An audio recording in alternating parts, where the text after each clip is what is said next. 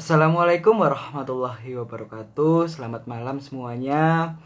Selamat datang di IG Live yang diadakan oleh Badan Eksekutif Mahasiswa Universitas Airlangga, khususnya dari Kementerian Sosial dan Politik.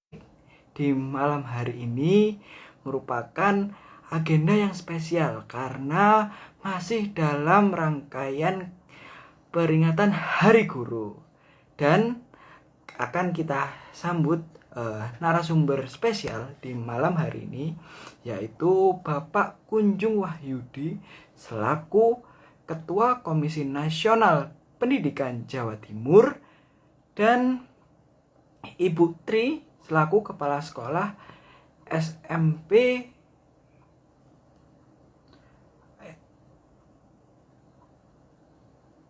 ya. Sementara itu kita sedang menunggu kehadiran narasumber di samping kita.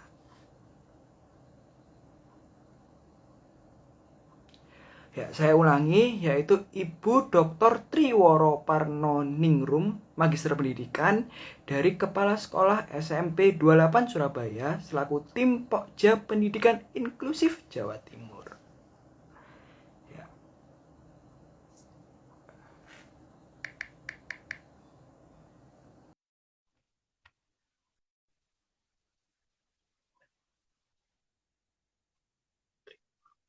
Sedang saya undang agar dapat bergabung di malam hari ini.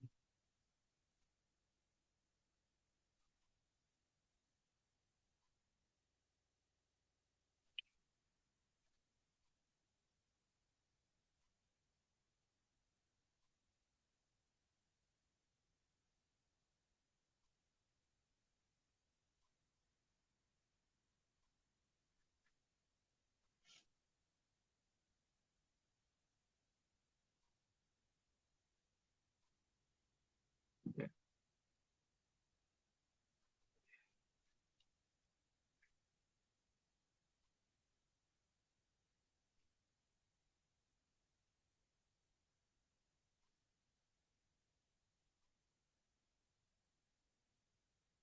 Ya, masih ya.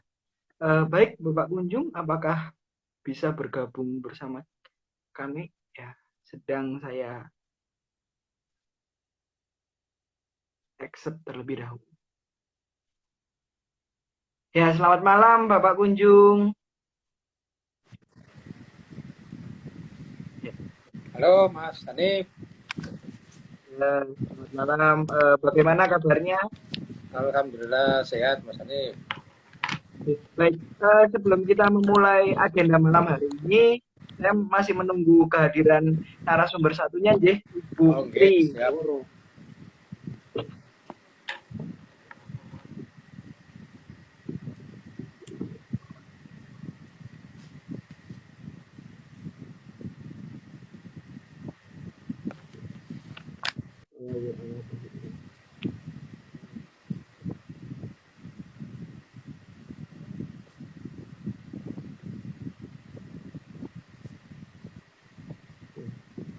Eh, Mungkin sambil menunggu kehadiran beliau kita bisa ngobrol dengan sejenak nggih Bapak Kunjung. Ya, Bapak Kunjung mungkin bisa perkenalan diri secara singkat agar audiens di malam hari ini yang jumlahnya sangat banyak bisa mengenal siapa itu sosok seorang Bapak Kunjung Wahyudi. Nggih, monggo Bapak. Oke, terima kasih Mas Hanif. Assalamualaikum warahmatullahi wabarakatuh. Selamat malam, salam sejahtera bagi kita semua. Terima kasih adik-adik dari BEM UNER yang sudah mengundang kami untuk bisa bergabung. Kita bisa berdiskusi ya. Jadi dengan cara diskusi ini nanti akan lebih bisa kita bersiraturahmi untuk lebih dekat kembali ya. Jadi perkenalkan untuk adik-adik yang ada di BEM UNER, saya Kunjung Wahyudi, kebetulan saya dapat amanah menjadi Ketua Komisi Nasional Pendidikan Provinsi Jawa Timur. Nah, kebetulan tempat tinggal saya ada di perumahan dinas dosen ITS di Jalan Teknik Sipil Blok M 4A kampus ITS. Jadi nanti monggo kalau adik-adik ingin berdiskusi, ingin kita ngobrol-ngobrol santai sambil ngopi, ya monggo nanti kita bisa ketemu. Atau mungkin saya juga bisa bermain ke tempatnya ini di UNER, ya silakan aja. Kalau pas waktu luang bebas-bebas saja lah. Nah kebetulan saya juga di samping sebagai ketua Komnas Pendidikan juga ada 2 perusahaan yang saya bawahi, yaitu PT Edutama Global Indonesia, itu bergerak di bidang pelatihan, workshop, dan lain sebagainya, yang mana bidangnya adalah untuk pendidikan. Kemudian yang satu adalah PT LSP, Lembaga Sertifikasi Profesi. Itu nanti dipakai untuk guru, siswa, dosen, mahasiswa juga bisa untuk mengikuti uji kompetensi untuk mendapatkan sertifikat dari BNSP dari Jakarta. Kemudian juga saya ada satu yayasan, yaitu Yayasan Pendidikan Sosial Ekonomi Kreatif Indonesia. Jadi kita bergerak di bidang UMKM. Nah ini beberapa yang sedang kita kerjakan, tapi intinya bahwa semua itu di bidang edukasi. Begitu Mas Hanif, bincang-bincangnya. Nanti mungkin di lain waktu, monggo adik-adik bisa ini ya memfollow IG saya. Nah, itu Mas Hanif yang penting itu. Jadi silakan teman-teman, adik-adik bisa memfollow atau mungkin juga mensubscribe YouTube-nya Komnas Pendidikan Jawa Timur. Di sana nanti banyak sekali kegiatan-kegiatan kita, dan kami mengundang mahasiswa dari UNER untuk bisa bergabung nanti di setiap kegiatan-kegiatan kita. Begitu, terima kasih Mas Hanif. Assalamualaikum warahmatullahi wabarakatuh. Luar biasa ya perkenalan diri dari seorang Bapak Kunjung selaku Ketua Komisi Nasional Pendidikan Jawa Timur. Nah, juga bisa kita simpulkan ya teman-teman, bahwasanya beliau itu tidak hanya aktif di dunia pendidikan, namun memiliki banyak sekali usaha-usaha lain yang tentunya masih berkaitan dengan edukasi dan pendidikan. Nah, berhubung sekarang merupakan masa peringatan Hari Guru nih, mungkin ada sesuatu yang ingin Pak Kunjung sampaikan kepada teman-teman mahasiswa. Oke, terima kasih. Jadi kalau ini terkait dengan peringatan Hari Guru, otomatis ya kita mengucapkan selamat Hari Guru. Mudah-mudahan semua guru ya di Indonesia ini semakin meningkat kesejahteraannya. Yang pertama, yang kedua, otomatis kepada semua guru harapannya adalah untuk terus bersabar ya, karena ini Mas Hanif, jadi akhir-akhir ini banyak sekali di lapangan yang sedang kita tangani, yaitu adanya oknum LSM, oknum media yang masuk ke sekolah-sekolah, yang intinya bahkan melaporkan ke guru maupun kepala sekolah ke pihak berwajib, baik itu kepolisian maupun kejaksaan. Nah ini menjadi kado untuk guru-guru yang sifatnya kurang bagus, sehingga kami di beberapa daerah ini juga melakukan pendampingan hukum agar kasus itu tidak berlanjut, dan alhamdulillah dari beberapa yang kita dampingi kasusnya tidak sampai berlanjut ke masalah hukum dan bisa diselesaikan secara kekeluargaan dan damai. Intinya kepada Bapak Ibu guru ya selamatlah untuk terus berjuang, karena guru ini adalah pahlawan tanpa tanda jasa. Dan kepada adik-adik mahasiswa, mari kita bantu, kita support ya untuk guru-guru agar kewajiban mencerdaskan kehidupan bangsa ini bukan hanya menjadi kewajiban guru, tapi kita semua masyarakat Indonesia, dan khususnya mahasiswa ini yang menjadi calon pemimpin bangsa ke depan harus menjadi yang terdepan lah saat ini membantu para guru, khususnya guru-guru honorer ya di daerah-daerah yang perlu untuk mendapatkan kesejahteraan yang lebih baik. Demikian Mas Hanif. Matur suwun.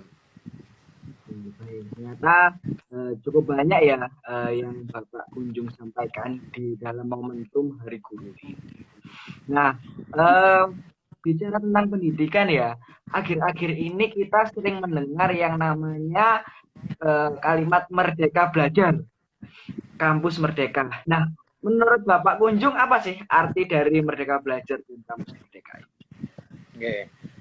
Terima kasih Mas Hanif. Jadi ada kurikulum Merdeka Belajar Kampus Merdeka ya. Istilahnya di situ artinya bahwa sebenarnya mahasiswa diberi kebebasan untuk mengambil beberapa mata kuliah yang sifatnya tidak harus pada di jurusan atau di departemennya, tapi bisa mengambil mata kuliah yang lain yang masih ada kaitannya ya. Misalnya mata kuliah yang misalnya di situ ada mata kuliah kewirausahaan, atau mungkin kalau adik-adik UNER misalnya dari kedokteran ingin belajar tentang hukum, ya sebenarnya diperbolehkan di sana.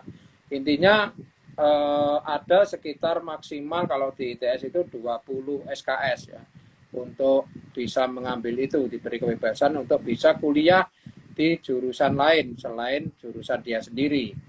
Jadi kebebasan itulah yang dilakukan oleh Kemendikbud, Ristek kepada mahasiswa untuk bisa belajar, yang intinya apa? Untuk melatih mahasiswa ini bisa berkreatif ya, berkreatif dan berinovatif untuk tidak hanya ilmu yang dia dalami di bidangnya, tapi juga bisa mendapatkan ilmu lainnya yang mana otomatis harus sesuai dengan lebih pada bidangnya.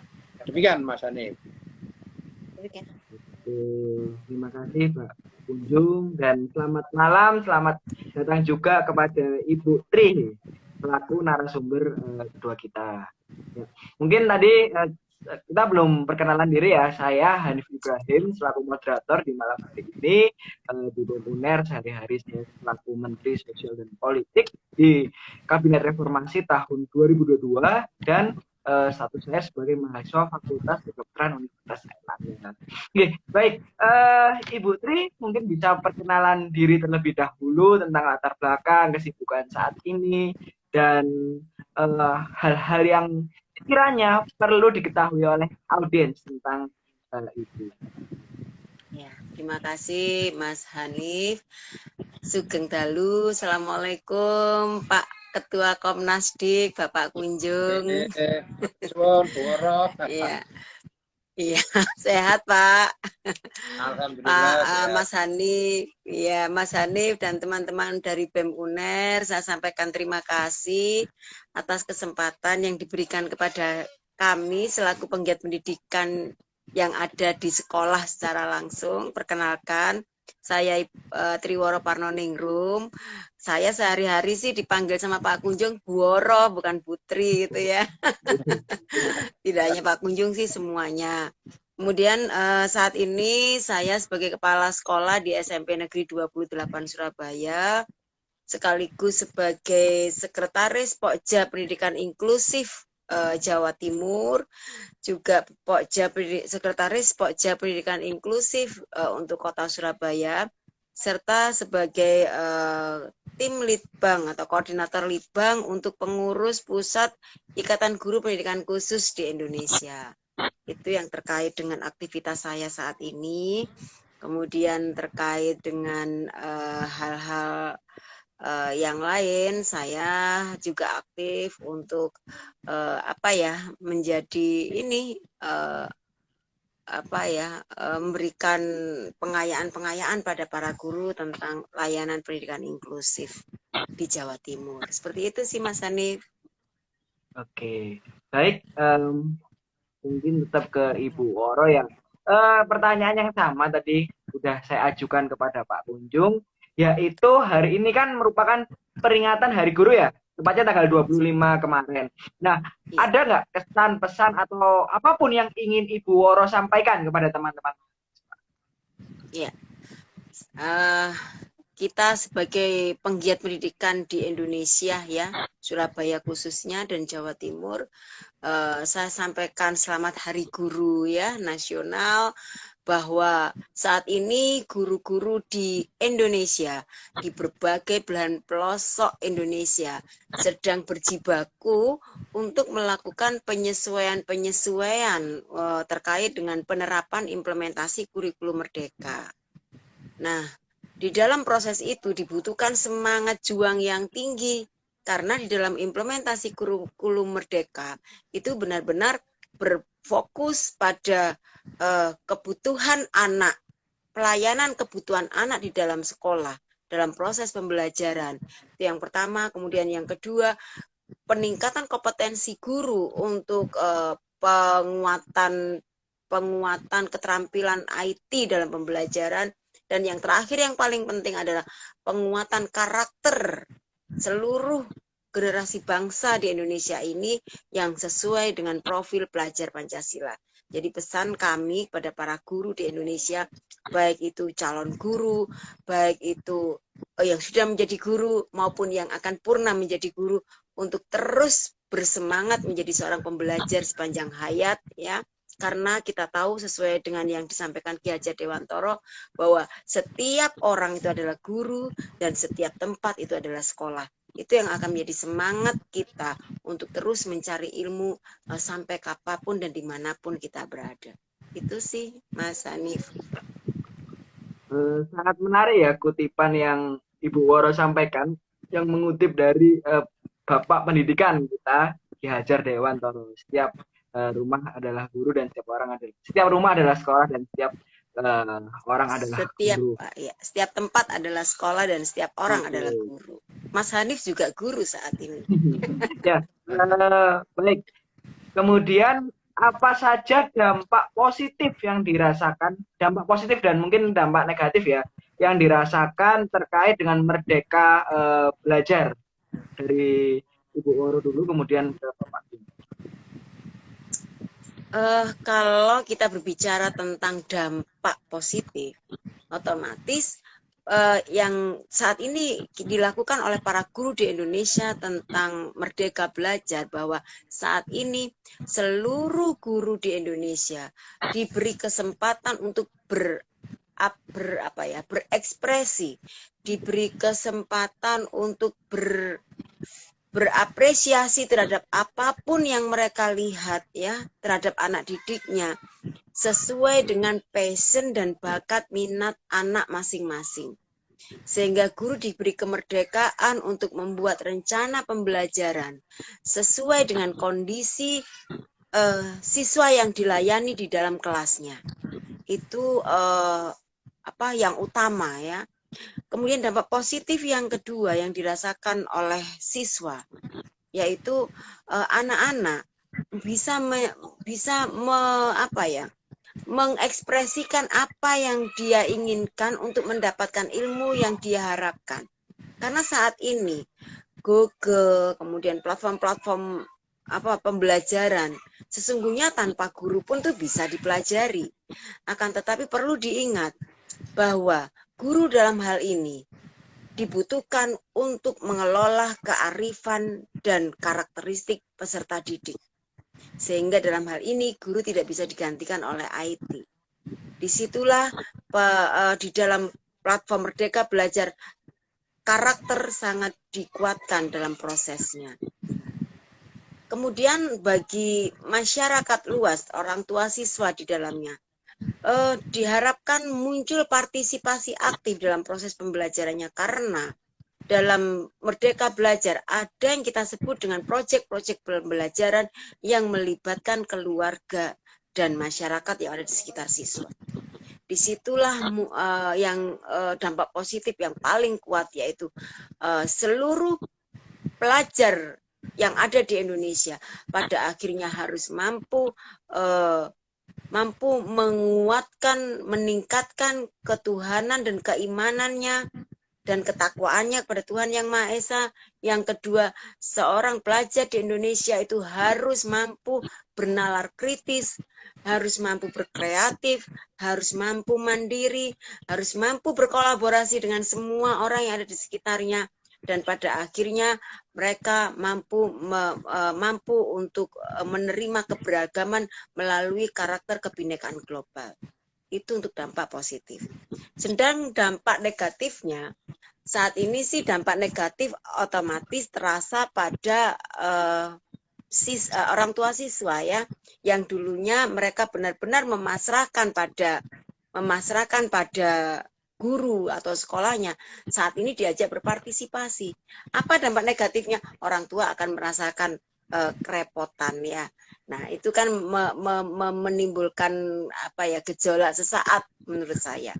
Kemudian dampak negatif yang lain dibutuhkan bagi sekolah-sekolah itu benar-benar perhatian khusus dari pemerintah daerah terkait hal-hal yang menyangkut sarana prasarana yang harus diaksesibilitas sesuai dengan kebutuhan anak. Apa dampak negatifnya? Dampak negatifnya sekolah yang tidak bisa merespon dengan cepat, sekolah yang tidak bisa menganalisis dengan tepat kebutuhan sekolah terhadap pelaksanaan atau penerapan kurikulum merdeka ini, maka sekolah itu akan menjadi semakin jatuh ke bawah.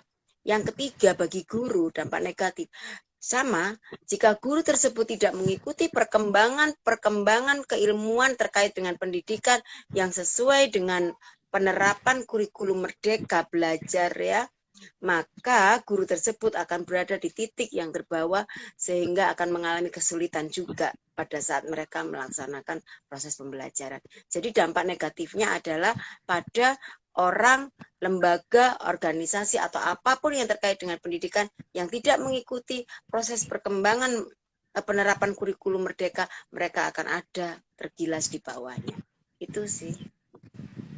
Baik, terima kasih Ibu Woros ya. Pertanyaan yang sama saya tanyakan kepada Bapak Kunjung. Terkait dampak positif dan negatifnya dari kurikulum Merdeka Belajar. Monggo. Oke. Terima kasih Mas Hanif. Jadi Bu Woro sudah menjelaskan banyak tadi Mas Hanif. Jadi saya tinggal nambah-nambah aja karena hampir sama sebenarnya.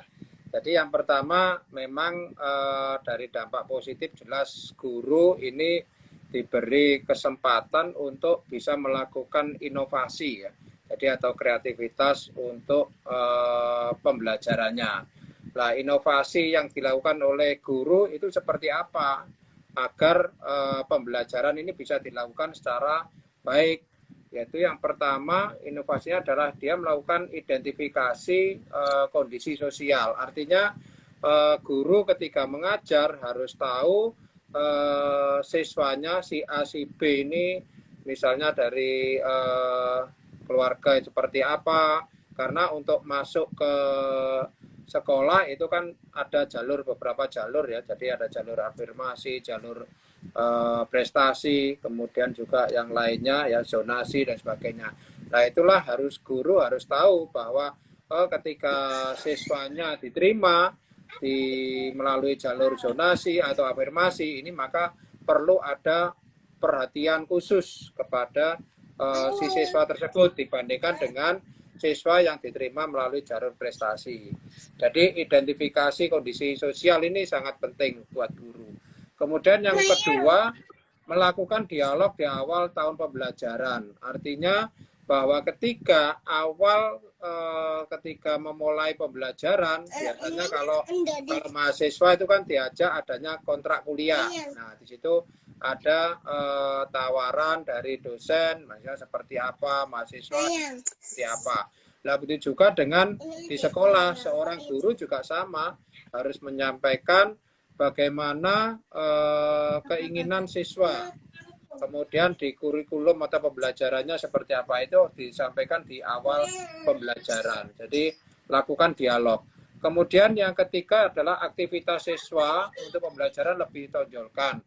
Artinya saat ini dengan adanya Merdeka Belajar, maka bukan lagi guru yang menonjol ya untuk menjelaskan dan sebagainya, tetapi disinilah siswa, peran siswa untuk bisa berkreasi, berinovasi untuk menyampaikan ya dari apa yang sudah dijelaskan oleh Bapak Ibu guru di sekolah. Kemudian siswa harus aktif di sekolah tersebut, artinya seperti itu. Kemudian yang keempat, menggunakan lingkungan dan bahan yang ada di sekitarnya. Artinya bahwa tidak harus belajar itu di dalam kelas, tetapi bisa aja di lingkungan di luar kelas. Misalnya keluar, misalnya di situ ada di halaman atau di mana tempat yang strategis lah di sekolah. Akhirnya Pak, untuk melihat bahwa kondisi sekolah itu tidak selalu di dalam ruangan, tetapi juga bisa di luar ruangan.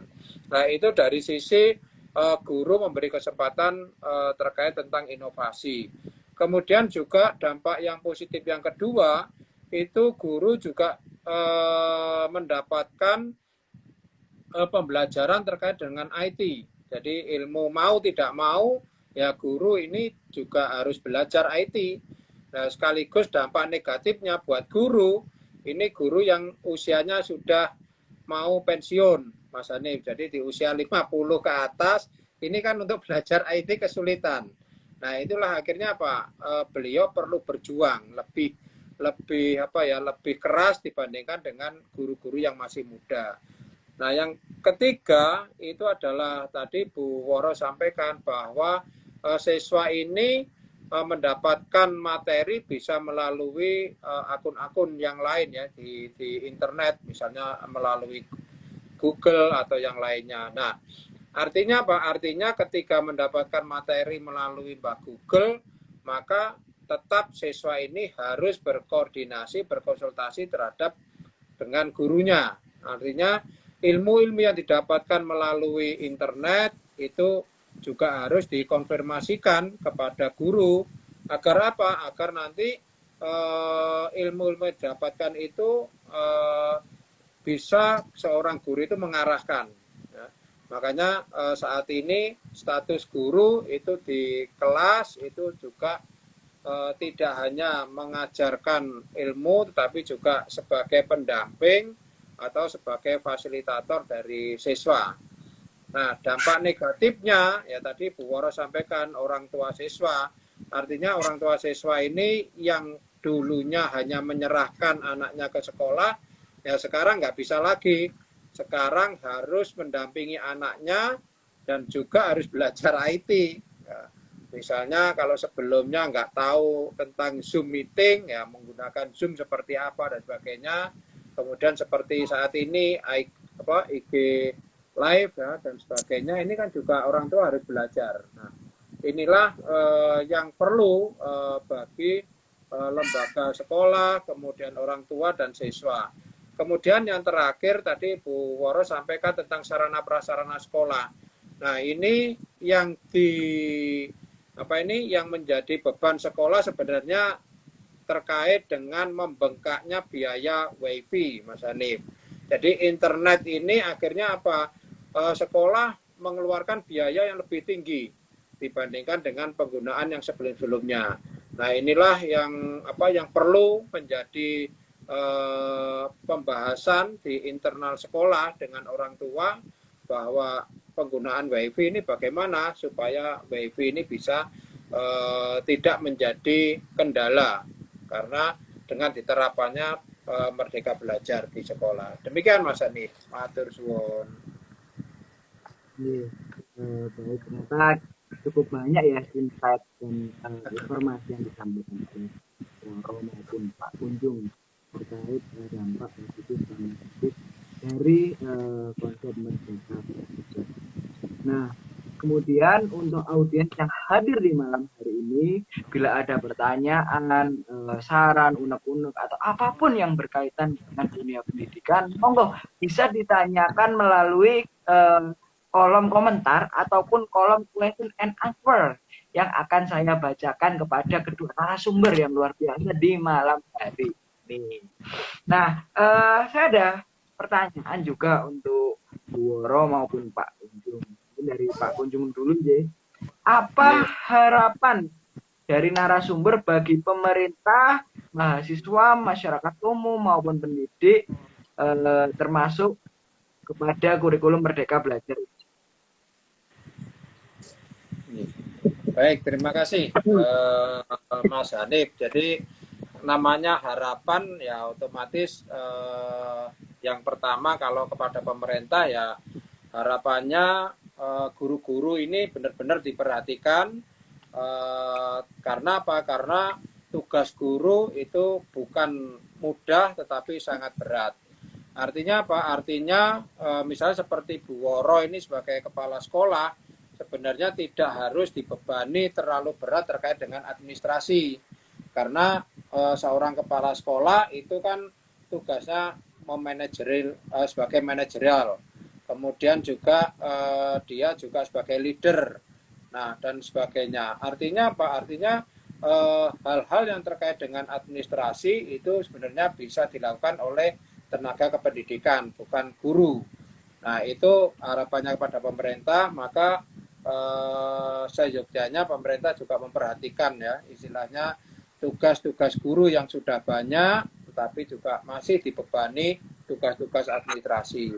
Kemudian harapan yang kepada masyarakat ya harapannya masyarakat juga harus tahulah bahwa pendidikan ini tujuannya adalah untuk mencerdaskan kehidupan bangsa ya di dalam Undang-Undang Dasar 1945 di pembukaan itu sangat jelas sekali.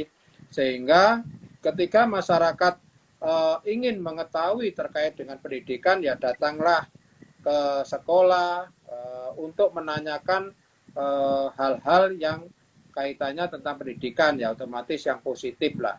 Nah, kalau misalnya terkait dengan hal yang negatif, ya janganlah hal-hal yang seperti itu kemudian di-upload di media dan sebagainya. Karena apa?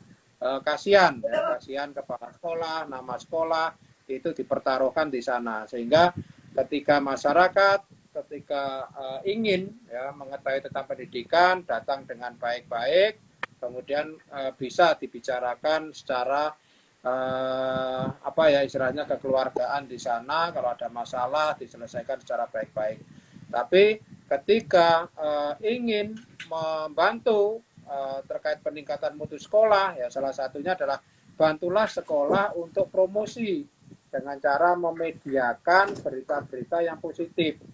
Nah itu harapan kami kepada masyarakat. Nah harapannya kepada mahasiswa, nah ini mahasiswa ini kan calon pimpinan bangsa.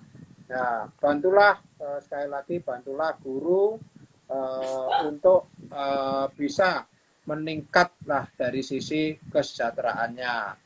Jadi saat ini kalau kita lihat guru PAUD, ya kemudian guru yang mengajar di non formal itu belum masuk di dalam undang-undang, maka kami mohon kepada mahasiswa-mahasiswa ini ke depan untuk bisa membawa guru-guru PAUD, ya kemudian juga guru-guru yang tadi di non formal itu bisa masuk di dalam undang-undang Sisdiknas. Artinya apa? Kalau guru-guru sudah semuanya masuk di dalam undang-undang Sisdiknas, maka kesejahteraan dari para guru ini akan diperhatikan oleh pemerintah. Nah, itu harapannya untuk mahasiswa dan juga tolong dibantu mahasiswa juga kepada sekolah untuk bisa berkolaborasi, bersinergi terkait tentang Merdeka Belajar ini. Jadi mahasiswa bisa turun ke sekolah-sekolah untuk menyampaikan ilmu selama di perkuliahan untuk bantu guru-guru maupun siswa yang ada di sekolah terkait apa ya bidangnya, misalnya seperti Mas Hanif di kedokteran. Nah nanti bisa aja turun ke sekolah-sekolah untuk apa? Nah berilah pandangan kepada siswa dan guru terkait tentang kesehatan misalnya dan sebagainya. Nah, itulah harapan kami kepada pemerintah, masyarakat dan mahasiswa terkait dengan Hari Guru ya di tahun 2022 ini. Terima kasih Mas Hanif karena Bu Woro biar banyak juga nanti. Untuk pertanyaan yang sama ditujukan kepada ibu. Sudah diulas banyak sama Pak Kunjung tadi itu. Jadi gini, jadi harapan kami ya selaku yang terjun langsung di lapangan terkait untuk apa sih harapan kami sebagai penggiat pendidikan yang ada di sekolah itu kepada masyarakat dulu ya. Kepada masyarakat sama yang disampaikan Pak Kunjung bahwa masyarakat dalam hal ini adalah orang tua siswa. Harapan kami orang tua siswa dan sekolah itu sebagai seorang mitra, sebagai jalinan mitra gitu ya, jalinan sahabat gitu ya, jalinan pasangan kekasih yang kemana-mana kita itu selalu harus seperti rel sepur seiring sejalan gitu ya. Kemudian kalau memang masyarakat itu ada sesuatu hal yang kurang nyaman, itu sampaikanlah dengan yang seperti yang disampaikan Pak Kunjung. Sampaikanlah kepada sekolah itu secara baik-baik, mulai dari wali kelas dulu, kemudian ke guru BK, kemudian ke wakil kepala sekolah, terakhir bisa dengan kepala sekolah atau bisa juga langsung dengan kepala sekolah seperti itu. Sehingga segala sesuatu kendala yang dihadapi oleh masyarakat, orang tua siswa itu bisa segera diketahui oleh sekolah, bisa segera terdeteksi dini oleh sekolah, dan insya Allah sekolah zaman now gitu loh tidak akan memberikan memperberat kondisi orang tua yang mengalami kendala. Insya Allah akan diberikan solusi begitu. Akan tetapi fenomena di lapangan saat ini, karena keran-keran untuk masyarakat mengadu itu dibuka lebar, sehingga mereka merasa tidak perlu ke sekolah, langsung saja ke ke saudara atau apapun yang dirasa punya tanda petik ya, ada jabatan, ada apa yang lebih tinggi yang bisa menekan sekolah sesuai dengan apa yang dia harapkan. Sesungguhnya kadang-kadang itu lucu sekali Mas Hanif, hanya gara-gara mereka tidak tahu bahwa untuk menjadi untuk mendapatkan MBR itu harus sesuai dengan profil sekolah, sementara profilnya berubah, di situ dia tidak tercatat begitu ya. Mereka tidak tahu, melaporlah ke yang lebih atas dari kami atau ke pihak lain begitu ya. Nah, begitu sampai ke kami, setelah kami jelaskan, ternyata oh itu. Jadi karena mereka tidak langsung ngomong ke sekolahan, itu contoh-contoh kecil sekali. Akibat keran-keran yang dibuka lebar di luar pihak sekolah itu, mereka kadang-kadang menjadi ada emosi, kurang percaya bahwa sekolah itu mampu mencarikan solusi atas setiap kendala yang dihadapi. Yang kedua lagi, mindset masyarakat yang masih berpikir bahwa sekolah itu sebagai tempat penitipan anaknya, yang pasrah bongkotan pada sekolah. Itu yang supaya untuk kita rubah bersama-sama bahwa sekolah itu adalah tempat orang tua bersama-sama dengan pihak sekolah mengawal, mendampingi pendidikan anak-anaknya sehingga mendapatkan target sesuai apa yang diharapkan oleh pihak sekolah dan orang tua untuk menjadikan anak-anaknya qurratun aini bagi keluarganya dan juga kebanggaan bagi sekolahnya. Itu harapan kami pada masyarakat. Ya. Kemudian yang kedua terkait dengan kesejahteraan guru yang seperti yang disampaikan bahwa saat ini masih ada guru yang masih belum diakui ya di dalam ini. Saya sampaikan aja mungkin jadi untuk informasi untuk Pak Kunjung ya selaku Komnasdik, bahwa untuk guru-guru pembimbing khusus ya saat ini yang berlatar belakang PLB itu masih belum dapat poin untuk bisa masuk sebagai guru pembimbing khusus sebagai tugas pokok. Nah, kami berharap di titik manapun saya menyampaikan suara ini untuk teman-teman guru pembimbing khusus yang berlatar belakang PLB mendapatkan pengakuan di Dapodiknya untuk sebagai pengembangan karirnya ke depan. Seperti itu Pak Kunjung, mungkin dari Komnasdik ya bisa membantu. Kemudian yang ketiga, untuk para mahasiswa nih, saya tuh sangat pada saat ada kunjungan ke luar negeri sempat saya melihat volunteer dari mahasiswa ke sekolah itu banyak sekali. gitu ya. Saya tuh sempat melihat bahwa saya pikir tuh guru ini satu sekolah, tapi gurunya kok banyak sekali. Ternyata kepala sekolahnya bilang bahwa itu bukan guru, itu volunteer dari mahasiswa yang masuk ke sekolah kami. Sementara fenomena yang ada di Indonesia, sekolah-sekolah yang ada di tempat kita, volunteernya adalah dari mahasiswa-mahasiswa keguruan, dari Universitas Negeri Surabaya, pokoknya yang universitas apa yang mengandung unsur keguruan. Padahal sesungguhnya sempat pada saat pandemi kemarin itu ada dari UNER, ada dari UNED, ada dari UNBRA itu datang ke sekolah kami. Itu saya langsung membayangkan alangkah bahagianya ya jika sekolah sering mendapatkan volunteer dari mahasiswa yang non keguruan. Karena pasti banyak sekali ilmu-ilmu yang global itu bisa diterima oleh anak-anak kami. Dan mereka menyampaikannya dengan bahasa-bahasa yang berbeda begitu. Nah, ini yang membuat kekurang variasian kolaborasi antara mahasiswa dalam hal ini perguruan tinggi dengan sekolah-sekolah yang ada di tempat kita, khususnya yang ada di Indonesia ya saya sampaikan. Kemudian resiliensi dari mahasiswa itu sendiri untuk berjuang mengabdikan diri pada lembaga-lembaga sekolah itu kurang begitu ya. Karena contoh aja Surabaya Mengajar, program Surabaya Mengajar itu semula adalah ide dari para mahasiswa yang ingin mengabdikan diri untuk pendidikan anak-anak di Indonesia, anak-anak di Surabaya. Tapi kenyataannya para mahasiswanya lama-lama merotol begitu, sehingga akhirnya kasihan para guru-guru yang sudah mendapatkan tugas.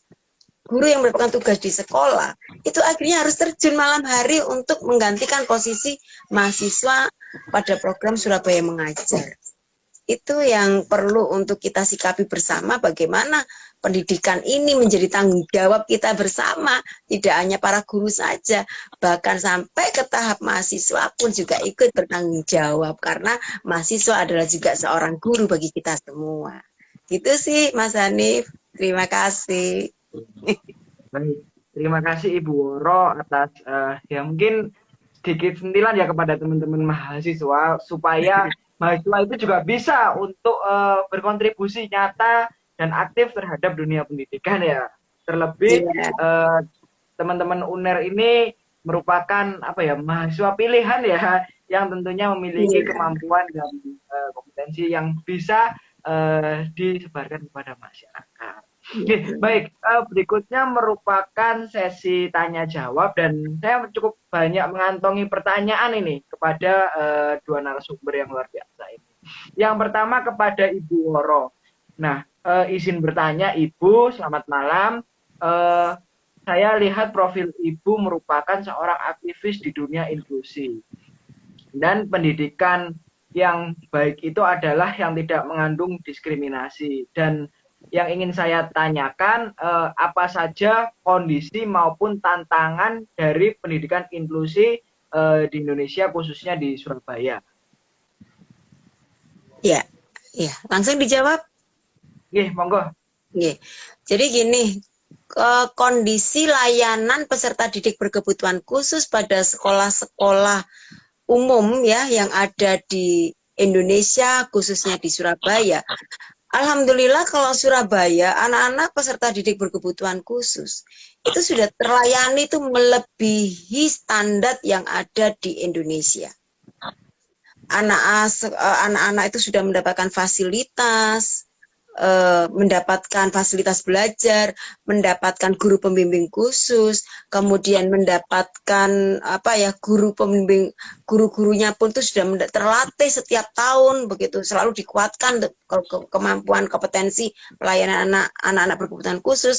Kemudian kepala sekolahnya juga terus di-mindsetkan bahwa melayani anak berkebutuhan khusus itu memang menjadi sebuah fenomena yang sangat mengasihkan ya. Karena apa? Contoh aja seorang dokter. Kalau seorang dokter mampu menangani pasien dengan banyak permasalahan, maka dokter itu akan menjadi lebih spesialis. Nah, demikian juga dengan seorang guru. Seorang guru yang mempunyai karakter peserta didik yang tidak hanya yang pandai saja, tetapi ada anak yang IQ-nya itu 40, ada anak yang harus pakai kursi roda, ada anak yang mengalami hambatan kecerdasan ya, kemudian ada anak yang mengalami hambatan perilaku sosial. Itu pada saat guru itu kita latih dan mampu melayani anak-anak berkebutuhan khusus dalam satu lingkungan yang sama, maka anak-anak berkebutuhan khusus itu dalam hal pola perilaku dan pola sosialnya itu menjadi lebih meningkatkan rasa kepercayaan diri bagi anak berkebutuhan khususnya. Sedangkan bagi anak-anak regulernya akan memunculkan nilai-nilai empati yang sangat tinggi, sehingga apa yang kita yang selalu kalau teman-teman mahasiswa atau adik-adik mahasiswa ini pernah ke luar negeri, di mana orang-orang dengan negara maju itu jika melihat anak orang yang hamil, segera langsung dia berdiri, atau ada tempat-tempat orang hamil, ada anak-anak orang-orang disabilitas, itu sudah disediakan secara khusus, atau mereka memberikan tempat terdahulu bagi anak-anak disabilitas. Nah, itu karakter itu akan muncul sejak dini dengan layanan pendidikan inklusif yang ada di sekolah. Artinya, kemampuan untuk berinteraksi sosial dalam keberagaman yang sesuai dengan kebutuhan masing-masing individu itu menjadikan nilai penghargaan yang sangat tinggi. Pada akhirnya seperti itu, selain untuk memenuhi 4 konvensi hak anak ya, 4 konvensi hak anak ya, yaitu hak hidup, hak tumbuh kembang, hak perlindungan, dan hak partisipasi dalam dunia pendidikan dan masyarakat. Kemudian tantangannya bagaimana? Tantangannya masih banyak masyarakat atau juga pelaku pendidikan itu sendiri yang mereka masih belum membuka diri untuk belajar, untuk memahami apa sih itu layanan pendidikan inklusif, bagaimana proses menerapkannya, dan bagaimana menghadapi kendala-kendala dalam menghadapi anak-anak disabilitas di dalam lembaga sekolah umum seperti itu. Itu tantangannya. Seperti itu, dan alhamdulillah untuk Surabaya itu semua bisa teratasi karena kita sudah mulai tahun 2009 melaksanakan itu. Sedangkan untuk daerah-daerah lain di Indonesia masih berada di bawah standar ya, masih banyak anak-anak disabilitas yang masih belum terlayani dengan baik. Masih banyak guru pembimbing khusus, masih banyak sekolah yang menyatakan kebingungan dalam melayani anak-anak berkebutuhan khusus. Masih banyak guru yang tidak mau menerima anak-anak berkebutuhan khusus karena efek zonasi, sehingga sekolah favorit, sekolah yang terbaik di kota atau kabupaten tersebut akan tiba-tiba ditempati oleh anak-anak yang punya IQ 40-50, itu menjadi kebingungan luar biasa pada lembaga sekolah. Hal ini yang harus kita terus-menerus siarkan bahwa layanan pendidikan inklusif sangat dibutuhkan, pemahaman layanan pendidikan inklusif sangat dibutuhkan oleh setiap lembaga di sekolah dan seluruh warga sekolah untuk mampu menerapkan. Sehingga jika sewaktu-waktu ada anak berkebutuhan khusus di dalam sekolah tersebut, para warga sekolah sudah tidak bingung proses pelayanannya. Begitu sih. Oke, baik. Cukup menarik ya tentang dunia inklusi di Surabaya. Sepertinya yang Ibu Woro sampaikan ini sangat bisa dikembangkan lebih lanjut untuk menjadi topik pembahasan tersendiri ya terkait inklusi gitu. Kita adakan diskusi atau Mas Hanif untuk penelitian juga bagus Mas Hanif. Lintas keilmuan, beragam keilmuan itu bisa masuk ke sekolah melalui layanan pendidikan inklusif itu. Seperti itu. Mungkin saran yang bagus dan akan kami tampung untuk diolah lebih lanjut. Lagi terima kasih Bu Woro. Memang sih kalau dilihat yang namanya pendidikan inklusi itu cukup menjadi concern tersendiri ya, karena tadi di pertanyaan dibilang bahwasanya pendidikan itu harus adil dan merata untuk semuanya. Nah, berikutnya ada pertanyaan untuk Bapak Kunjung. Selamat malam Bapak Kunjung. Izin bertanya beberapa hal. Yang pertama, mohon dijelaskan apa itu Komnas Pendidikan. Apakah sama dengan Komnas seperti Komnas HAM, Komnas Perempuan dan Anak dan sebagainya. Yang kedua, terkait dengan kurikulum Merdeka Belajar, apakah Komnas Pendidikan mendapat banyak respon keluhan dari siswa, dari sekolah ataupun dari orang tua terkait kurikulum Merdeka Belajar ini. Dan yang ketiga, apa saja hal yang sudah dilakukan oleh Komnas Pendidikan khususnya Jawa Timur terhadap dunia pendidikan. pendidikan di Indonesia. Cukup banyak pertanyaannya, ada 3 Bapak Kunjung. Oke, matur suwun Mas Hanif. Jadi memang Komnas Pendidikan atau Komisi Nasional Pendidikan ini kan lembaga baru yang belum lama berdiri di Jawa Timur ya. Jadi kalau di Jawa Timur ini sejarahnya adalah pada tahun 2017 kita baru dilantik dan dikukuhkan oleh Bapak Gubernur waktu itu Pak Dekarwo. Nah kemudian apa sih Komnas Pendidikan ini? Apa sama dengan Komnas-Komnas yang lain? Ya sama, artinya kalau posisi di Jawa Timur, orang selalu dari Dinas Pendidikan selalu ngomong kalau Komnas Pendidikan ini adalah Komnas HAM-nya pendidikan. Artinya bahwa kita dianggap adalah yang ingin meluruskan atau sebagai pengawas terkait dengan masalah pendidikan. Nah, di Komnas Pendidikan itu mempunyai 3 pilar, yaitu yang pertama adalah berperilaku jujur. Artinya apa? Artinya ketika kita sedang melakukan pengawasan, sedang membantu kepada pemerintah, maka semua pengurus yang ada di Komisi Nasional Pendidikan ya harus melaksanakan yang pilar yang pertama, yaitu harus bersikap jujur. Kemudian yang kedua adalah menghargai perbedaan. Artinya bahwa kita di Komnas Pendidikan tidak boleh membeda-bedakan si A, si B dan sebagainya. Kemudian tidak boleh diskriminatif ya kepada guru dan sebagainya. Itu artinya bahwa kita bisa menerima ya semua hal yang terkait dengan Bapak Ibu guru atau yang lainnya terkait dengan kita tidak boleh menyamakan, aturnya kita melakukan perbedaan tadi. Kemudian yang ketiga, anti narkoba dan anti kekerasan. Nah, pada poin ketiga inilah sangat penting bagi kita di Komnas Pendidikan agar kita semua pelajar, mahasiswa, guru atau semua yang terlibat di dalam stakeholder di pendidikan ini terbebas dari yang namanya penggunaan narkoba. Nah, artinya apa? Artinya mari kita sama-sama, karena di Komnas Pendidikan Jawa Timur ini juga bekerja sama dengan BNN Provinsi Jawa Timur untuk selalu melakukan pencegahan dan sosialisasi terkait dengan bahaya narkoba. Kemudian juga terkait dengan kekerasan. Nah, kekerasan ini kemarin juga kami sudah bekerja sama dengan BNPT. Kebetulan Pak Komjen Boy Raffi Ahmad yang kemarin datang ke Surabaya, kita sudah banyak sekali berdiskusi terkait hal tersebut tentang pendidikan. Nah, beliau memberikan kesempatan kepada Komnas Pendidikan Jawa Timur untuk membantu mensosialisasikan program-program dari BNPT, begitu juga dengan Polda Jatim yang meminta kita untuk sosialisasi tentang bahaya terkait tentang intoleran, kemudian bahaya tentang anarkisme, paham yang baru masuk, dan lain sebagainya. Nah, itu yang 3 pilar yang selalu kita laksanakan di Jawa Timur ini. Kemudian kurikulum Merdeka Belajar memang sampai dengan hari ini Komnas Pendidikan belum menerima pengaduan ya terkait tentang pelaksanaan itu.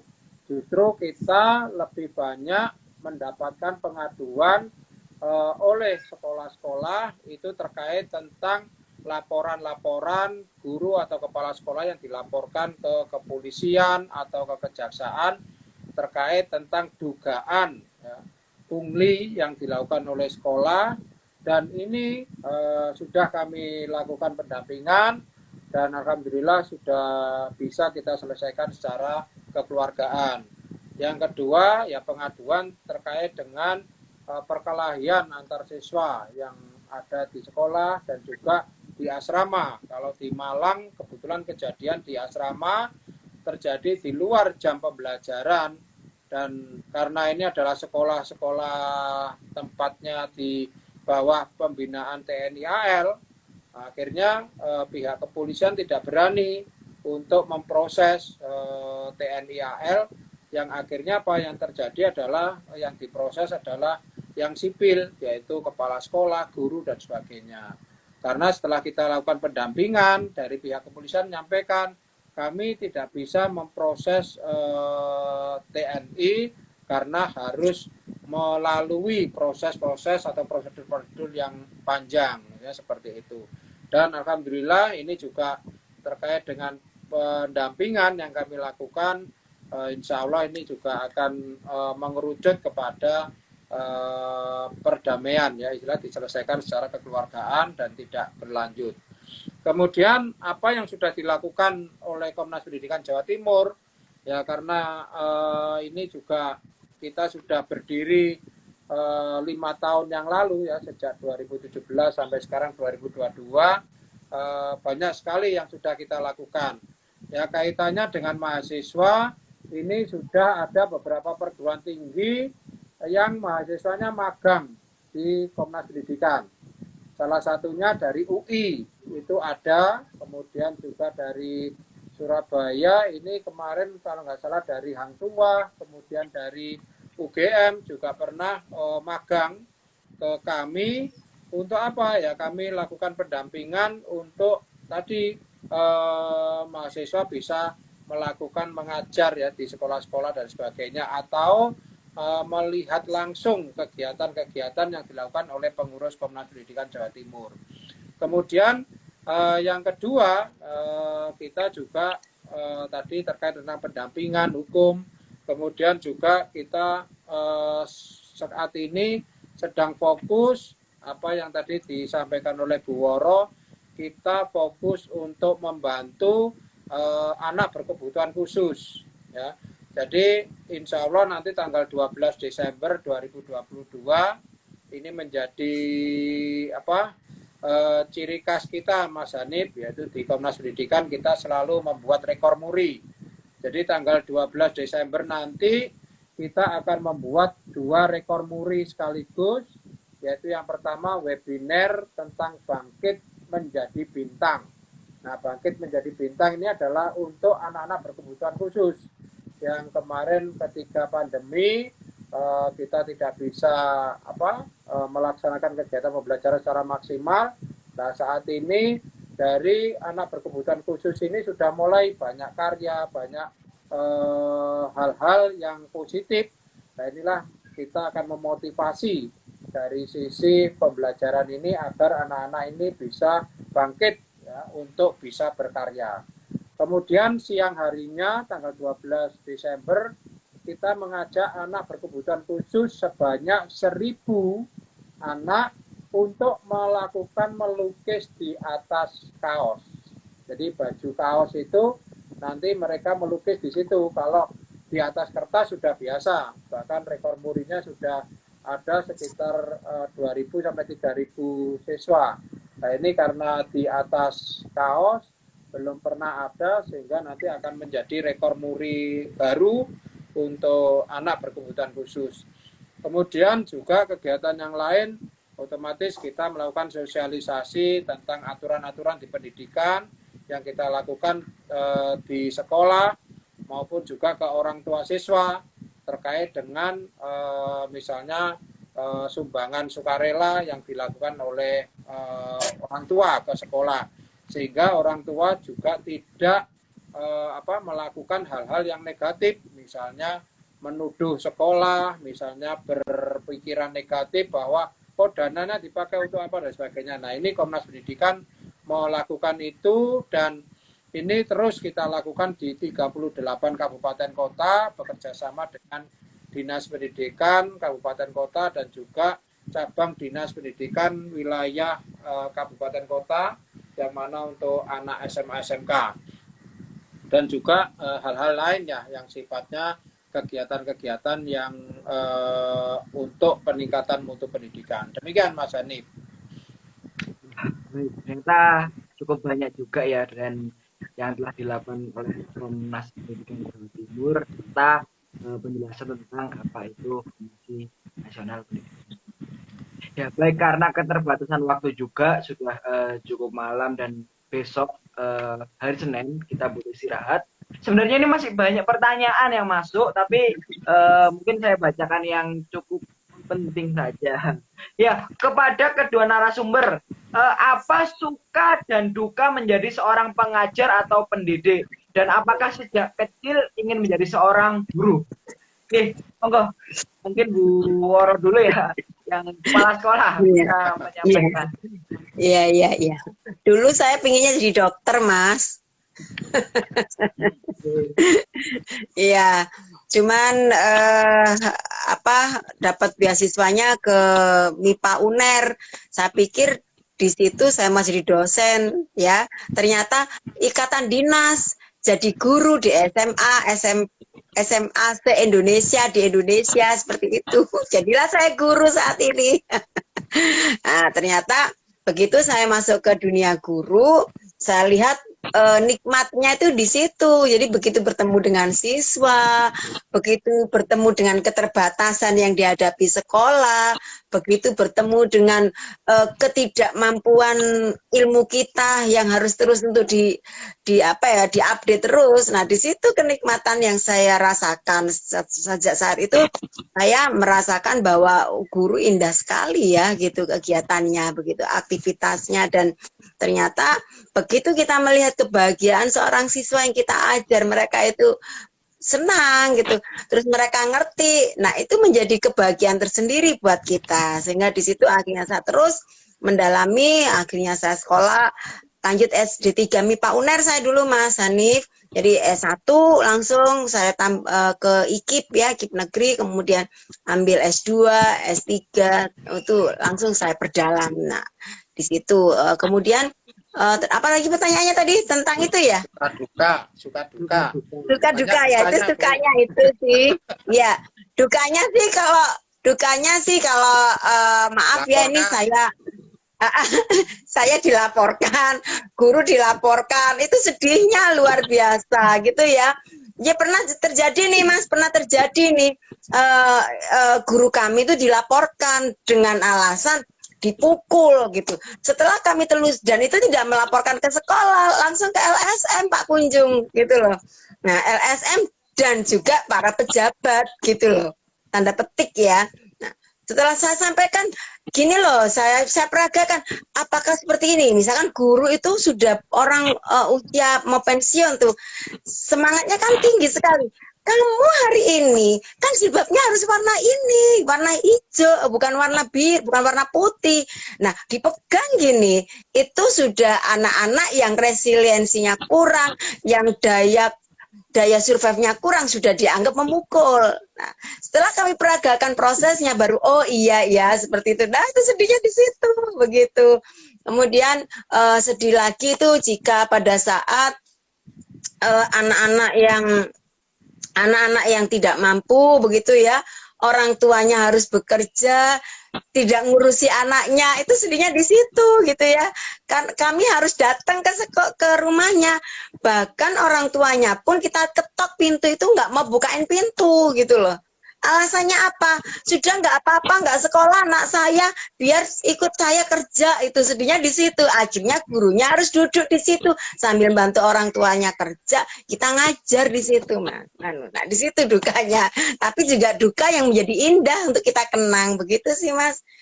Suka duka kami sebagai seorang pengajar. Kemudian alhamdulillah salah satu bonus yang kita nikmati sebagai guru yang totalitas dalam bekerja, artinya guru totalitas dalam bekerja, tidak berpikir ini kerjanya berapa jam, ini dapatnya uang berapa jam, itu kita lakoni saja. Akhirnya bonus-bonus yang lain, bonus-bonus kehidupan yang dimuliakan Allah yang lain muncul dengan sendirinya tanpa kita duga dan dari arah yang tiada kita sangka-sangka. Itulah barokahnya menjadi guru, Mas. Pak Kunjung itu juga. Kalau Pak Kunjung itu guru tingkat tinggi, itu dosen soalnya. Wah, itu Mas Hanif. Oh, ingin jadi dokter juga ya. Jadi ya kebetulan saya kan di Fakultas Kedokteran juga merasakan bahwasannya tidak mungkin ada peran guru dalam hidup saya hingga bisa saat ini ya. Entah itu dulu di SMA, dulu saya SMA 5, terus SMP, SD, bahkan TK ya. Ya banyak sekali guru-guru yang ada di pundak saya hingga bisa sampai saat ini. Nih, luar biasa sekali peran guru dalam kehidupan teman-teman mahasiswa Iya. di UNER. Toh juga teman-teman nggak mungkin tanpa sekolah sebelumnya bisa menjadi mahasiswa. Ya. Apalagi di UNER ya. Nih, baik, pertanyaan yang sama kepada Bapak Kunjung. Suka dan apakah sudah menjadi cita-cita sejak kecil? Wah, saya pengen jadi guru. Saya pengen jadi pendidik. Oke, jadi terima kasih Mas Hanif. Jadi keluarga saya ini, kedua orang tua saya ini kan guru semua, Bapak Ibu. Nah, saudara saya 3, itu yang 2 kakak saya tidak ada yang jadi guru. Nah, akhirnya saya yang terakhir ini diminta untuk kuliah waktu itu ke IKIP. Saya tidak mau. Karena waktu itu saya sekolahnya kan di SMA ambil A1 ya, fisika. Sehingga saya mau mendalami teknik gitu kan, mendalami teknik. Nah, tapi kebetulan karena saya dididik melalui pramuka waktu itu, mulai dari SMP, karena SMP waktu itu tahun 86 saya kebetulan juga ikut di Jambore Nasional di Cibubur, Jakarta sana, bahkan sampai mendapatkan pramuka Garuda. Waktu itu disematkan oleh Pak Presiden ya, Pak Harto, dengan Putin waktu itu di Cibubur. Dan pengalaman-pengalaman itu, karena pramuka ini mendidik kedisiplinan, akhirnya saya ketika SMA itu ingin masuk ke Akademi Militer, Akmil. Maksudnya waktu itu seperti itu, sudah kita siapkan secara fisik dan sebagainya. Ternyata setelah mau lulus itu kan sudah ada tes-tes ya di Surabaya, dan alhamdulillah tidak lolos di kesehatan. Jadi karena apa? Karena sejak awal ternyata ibu saya ini tidak setuju atau tidak meridhoi saya masuk di militer. Nah, akhirnya dari situlah mungkin ya karena doa orang tua, terutama ibu, akhirnya saya tidak lolos di sana. Kemudian yang terjadi apa? Saya akhirnya kerja. Jadi setelah SMA tidak langsung kuliah, saya bekerja di PT Petrokimia Gresik. Jadi di PT Petrokimia Gresik, kebetulan waktu itu di pabrik amoniak ya di sana. Kemudian akhirnya saya sambil kuliah waktu itu. Jadi pagi kerja, sore kuliah. Nah, akhirnya kemudian setelah itu ada tawaran menjadi dosen. Nah, akhirnya saya berpikiran, loh iya, saya ternyata ya kembali lagi ya di sebagai guru juga sebenarnya. Jadi dari orang tua darah mengalir sebagai guru juga akhirnya juga kembali lagi ke saya. Ternyata juga dosen ini juga ngajar, termasuk istri saya. Istri saya juga sama, kedua orang tuanya guru, akhirnya juga mengajar juga sebagai dosen. Nah, itu awal ceritanya ya, dan alhamdulillah sekarang juga ada di Komnas Pendidikan juga ngurusi tentang pendidikan, juga ngurusi guru-guru, termasuk ngurusi Bu Woro ini. Kami punya sesuatu itu Mas Adi. Jadi, tapi berakhir dengan indah.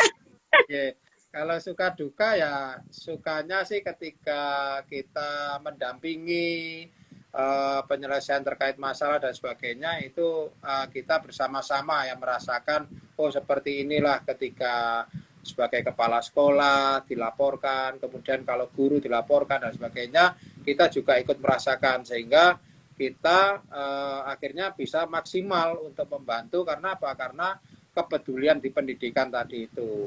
Nah, kalau dukanya, ya dukanya ketika kita dimanfaatkan oleh oknum.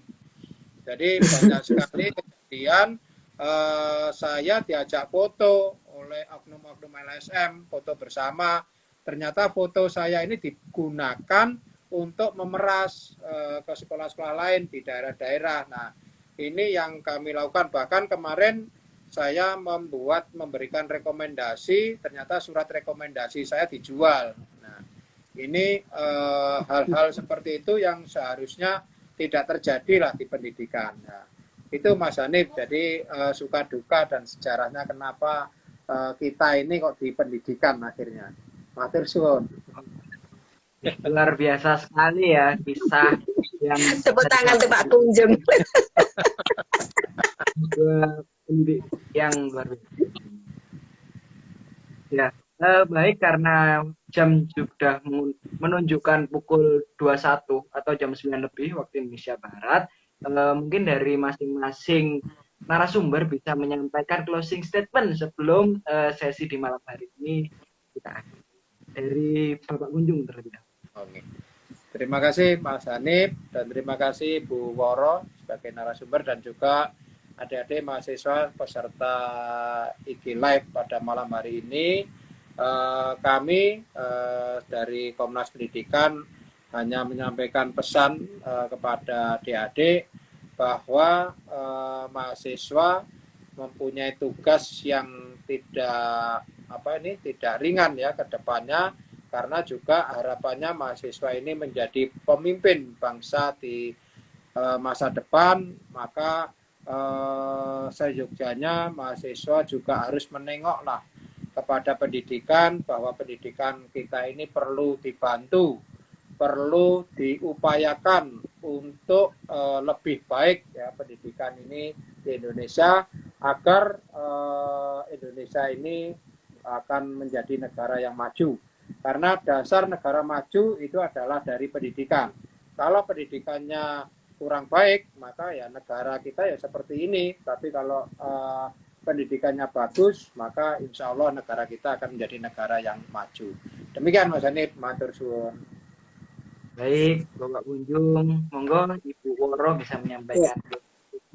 Ya, sedikit saja sih Mas Hanif untuk closing testimoni saya bahwa sekolah membutuhkan perhatian, membutuhkan kepedulian, membutuhkan sumbangsi dan kontribusi dari segala pihak yang ada di luar sekolah untuk menguatkan pendidikan itu sendiri di dalam sekolah, seperti itu. Kemudian karena apa, kita tahu bahwa dengan gotong royong, sinergi yang kuat dari segala pihak yang ada di sekitar sekolah, itu akan menguatkan target-target sekolah untuk membentuk generasi-generasi bangsa yang cerdas dan berkarakter sesuai dengan profil pelajar Pancasila. Jadi kami harapkan untuk para mahasiswa ini, khususnya sama dengan Pak Kunjung, mahasiswa dari universitas-universitas yang umum dalam tanda petik, datanglah ke sekolah, tengoklah sekolah. Karena di dalamnya butuh sekali keterampilan-keterampilan yang di luar kemampuan para guru itu untuk diberikan kepada adik-adik panjenengan yang ada di sekolah-sekolah tersebut. Itu saja sih Mas Yani. Terima kasih. Pak Kunjung, terima kasih. Oke, Mas Hanif, terima kasih juga diberi kesempatan di sini saya. Baik, terima kasih banyak kepada seluruh narasumber di hari ini, Bapak Kunjung Wahyudi selaku Ketua Komnas Dik Jawa Timur dan Ibu Woro selaku Kepala Sekolah. Dan akhir kata, saya Hanif Ibrahim ingin mengakhiri sesi malam hari ini, ingin memberikan sedikit pantun. Ke pasar beli gunting kuku, ke apotek beli kain kata. Selamat peringatan Hari Guru, wahai pahlawan tanpa tanda jasa. Terima kasih. Wassalamualaikum warahmatullahi wabarakatuh. Waalaikumsalam. Sehat selalu semuanya, Mas Ani, Pak Kunjung. Assalamualaikum.